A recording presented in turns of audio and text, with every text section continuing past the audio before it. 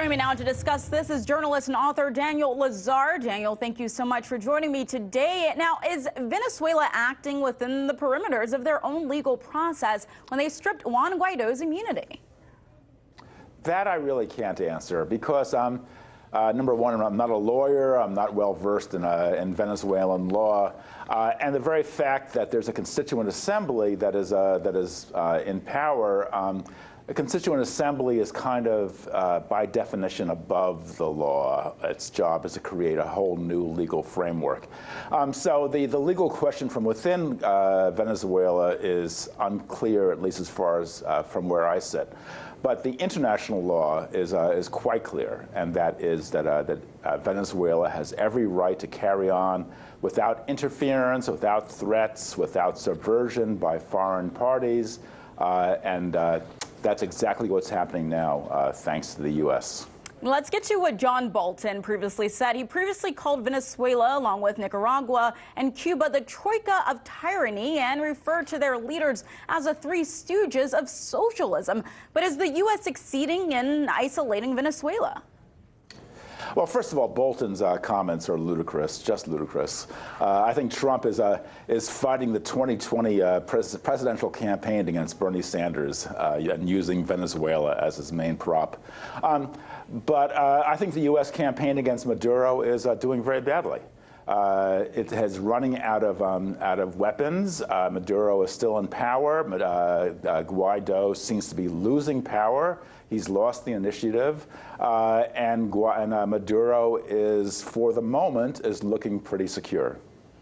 Daniel, it is now unclear if China has sent troops to Venezuela, as previously reported, to back up the previous Russian initiative of military and humanitarian aid. In any case, do you think the U.S. will reconsider its ongoing aggression towards Venezuela, such as sanctions, confiscating Venezuela assets, etc., or will this further increase the possibility of U.S. military intervention? I don't think the U.S. is going to intervene anytime soon. There's just no appetite in America for another land war. America is sick of war. It's weary of war, and I think that Trump knows that.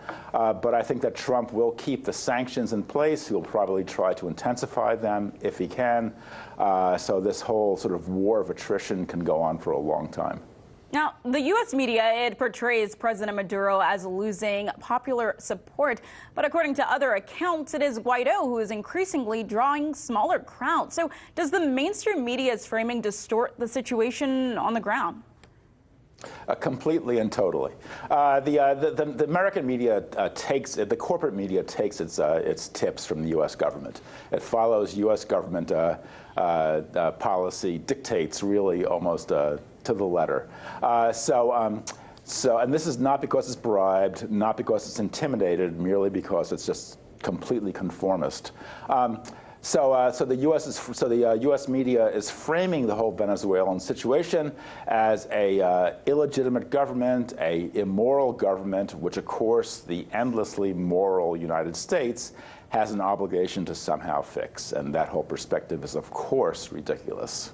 But why do you think that this is happening? I think it's happening because Trump sees an opportunity to complete a right-wing sweep of Latin and Central America. I mean, Bolsonaro has taken power in Brazil. That was a huge loss for the left. Colombia has gone to the right. So Trump sees only 3 or 4 more governments, left-wing governments that are still hanging on: Cuba, Nicaragua, Venezuela, and Bolivia. And Trump wants a clean sweep. We're going to leave it right there. Thank you so much, Daniel Lazare. Thank you. Hey YouTube, thanks for checking out our channel. We hope you enjoyed the video. We have tons of content for you just like this. For more of RT America's one-of-a-kind news and analysis, be sure to subscribe and never stop questioning more.